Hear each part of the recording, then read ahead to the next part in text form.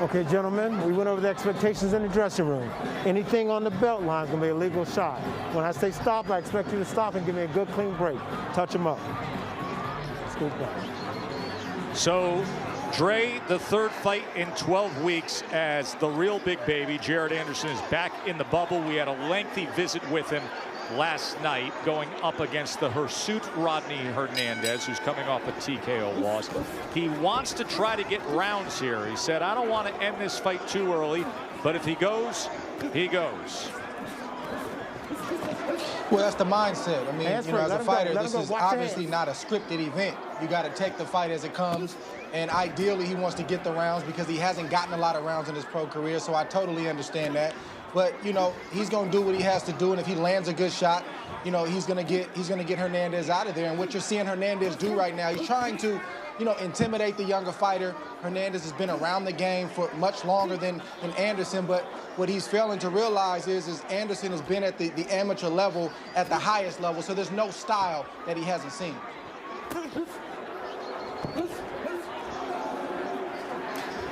Let me assure you, Dre, Anderson ain't seen a style like this one. Hernandez is a come-forward fighter, and he's been very successful in his career by knocking out, I believe, 4 top prospects. So, this guy brings a certain tenacity, a certain mental toughness into the ring, and a matchmaker understands that if a young prospect can get past this type of style, then he's ready for the next level. 13 wins, 9 losses, 2 draws on the record of Hernandez. He's been stopped 2 times in those 9 career losses. Both have come in his last 6 fights.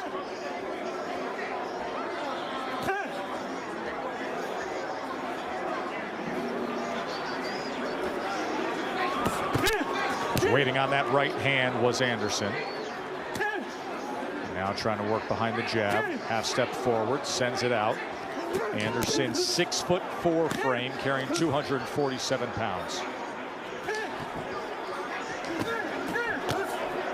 Doubles up that left hand, and then Hernandez sends back one of his own on the inside, looking to turn over that hook. Hands free, let him go, let him go. See, this is exactly what I want to see a young fighter go through. A little bit of adversity, be challenged. You see Hernandez trying to maul Anderson, getting in close, bringing in his head.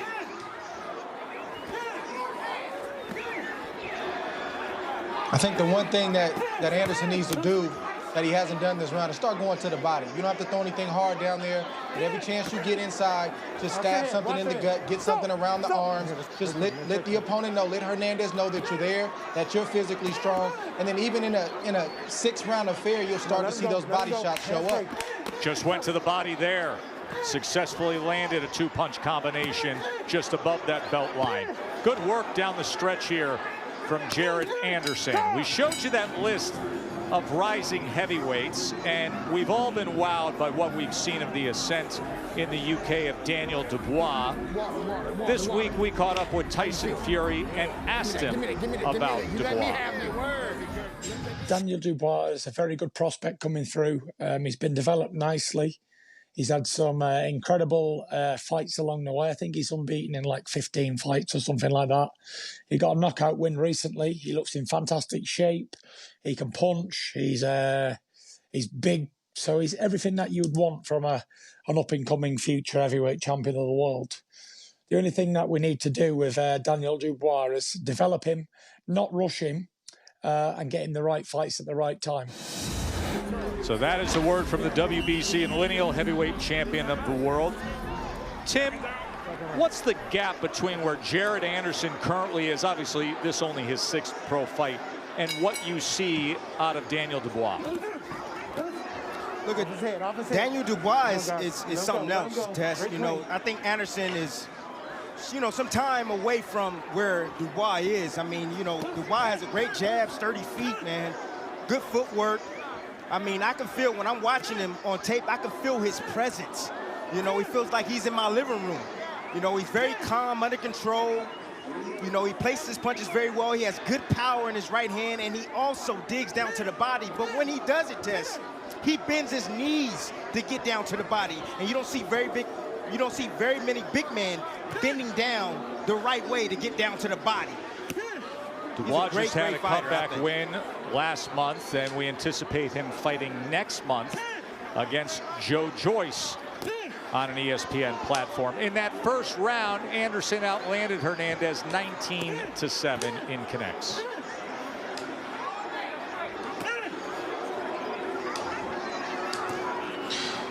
You saw Anderson at the end of that last round. Right now. You saw Anderson unlock the body work that we were talking about. That's how you slow a bullying, you know, physically strong fighter like Rodney Hernandez down. He's been around the game for a long time, so he can take shots to the head. That's not a problem. But when you start to place body shots at the right place at the right time, even in the last round, you start to see him slow down, you start to see him hesitate, and that's what you want if you're Jared Anderson.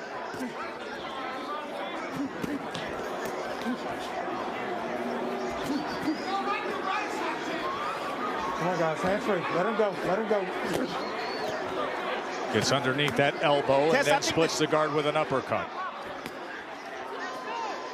Tess, I personally think that the reason why I like Anderson so much is that, you know, we see he can fight off his back foot, he can fight in the inside, he can come forward as well. You know, with all those prospects, all those names that we just saw, you know, all these guys, they come forward. They're come-forward fighters. You know, they like to attack and be aggressive. Anderson can switch it up. And plus, you see him in the southpaw stance. Not only can he fight southpaw, he can also fight in the orthodox stance. He has a little bit more variety in his skill set.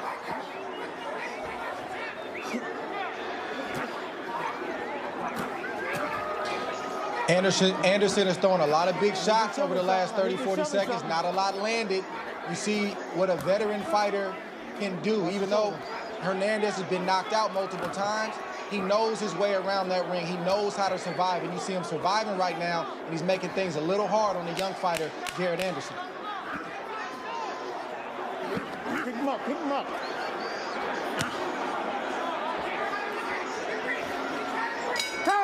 As he will retreat back to the corner with Daryl Riley and Kay Koroma. End of 2 here. You doing good, baby? You all right? Good work. Okay. Good work. Good work. Relax. Just sit back. Sit back and relax. Give me this. He seems to be engaged, man. He's walking because he's taking some really big shots. You got it. So, okay. You got it right where you want it. Right there.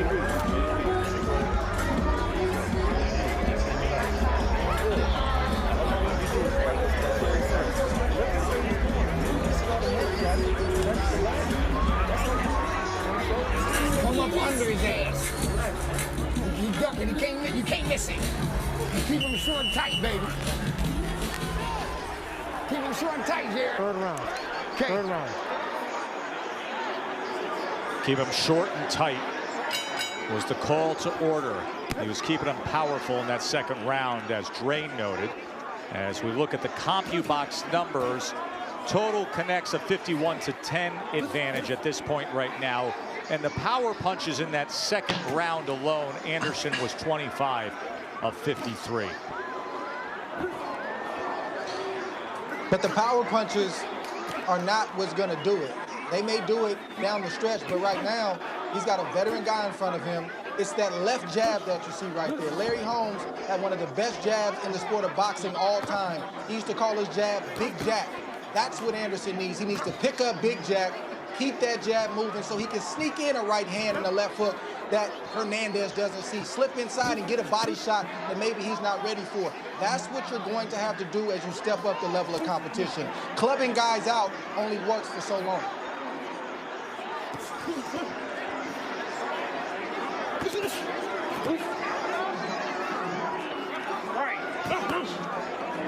There's a 1-2, right hand behind a blinding jab. Then he goes downstairs with the left and back to the jab.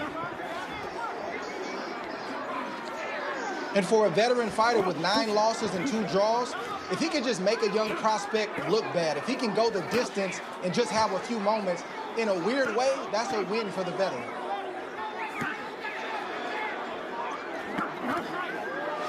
I Oh, no, I ain't giving him that. I'm not giving him that, Dre, but you know what? I'll tell you this. Anderson right now is taking his time. He told us he wanted to go some rounds. He wanted to show some of his skill set, and that's what he's doing right now. Hernandez don't have anything for him. Hernandez is just trying to maul him, get close, make it rough and tough. He's here to do a job, and Anderson is trying to land that kill shot.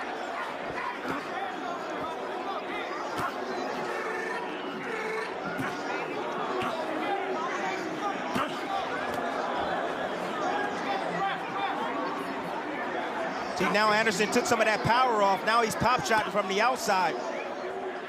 You know, could be a little bit tired throwing power shots in that last round.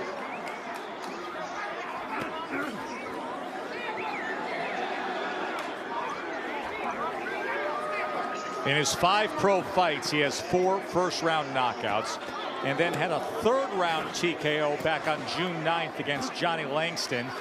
That was the return of the sport. First night back in the bubble when Shakur Stevenson fought in the main event. And now closing seconds of round 3 as he digs with a left hand to the body. So for the first time in his career, the real big baby is going to see round 4. Time. There we go.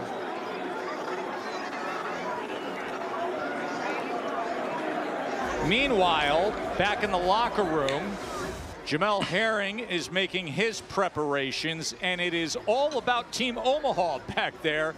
As you see the pound-for-pound great Terrence Bud Crawford to the left of the WBO junior lightweight champion Jamel Herring and super middleweight contender Steven Nelson, who will be in our co-feature. Of course, their trainer Bo Mack and the entire team from Omaha with Red Spikes and Asa Dieguez. It's amazing what that group has turned into. To think it was only a few years ago, Tim, when people would talk about Bud Crawford, they would frame it as, yeah, he's with his local guys there in Omaha. Well, the local guys there in Omaha knew what they were doing, because now many great fighters are heading to Omaha to get in on it. Tess, it takes one great fighter to do great things, and then everybody wants to be a part of that. That's how it goes. But they have a great team there, a fantastic team. They work together. And Bomac said during the fighter meeting that they all go to everybody's training camp. Every workout, they all go do it together. I thought they did it, you know, like Bomac would go here or, you know, Red would go here. No, they all stayed together. And Dre, as the co-manager of Shakur Stevenson, we know that Shakur has spent plenty of time with that group, and it's benefited him greatly to have that mentorship and relationship. But what I find unique about it is in a sport where so often, whether it's the promoter, whether it's the fighter, it's about the one-night cash grab. Bud Crawford takes a team concept with him. It's very rare. You know, I think Tim just said it, that, you know, their team is selfless. You know, boxing is a sport, even from the amateur days, where, you know, trainers don't like to share. You know, trainers are very territorial, and that's just not the case with this team. It's an anomaly. I've never really seen it before, and, you know, they get victories and they have success by committee, and it's just a beautiful thing to see, and you cannot argue with the results. Now, you always see Bud celebrating his Omaha teammates, and we'll see how he reacts tonight to our championship fight. Let's check in with Bernardo.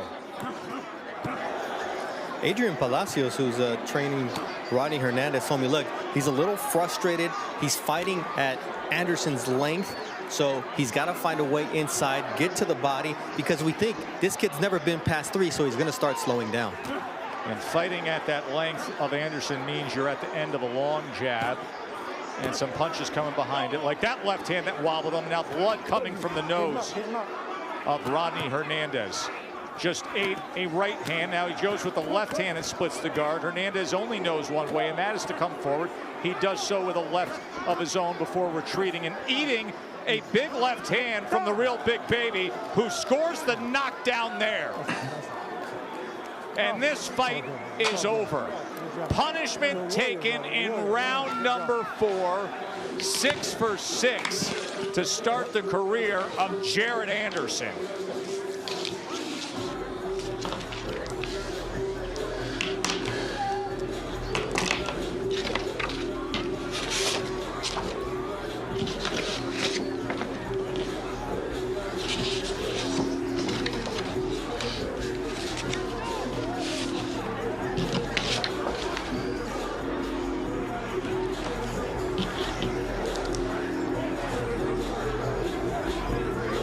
Fourth round TKO by Anderson.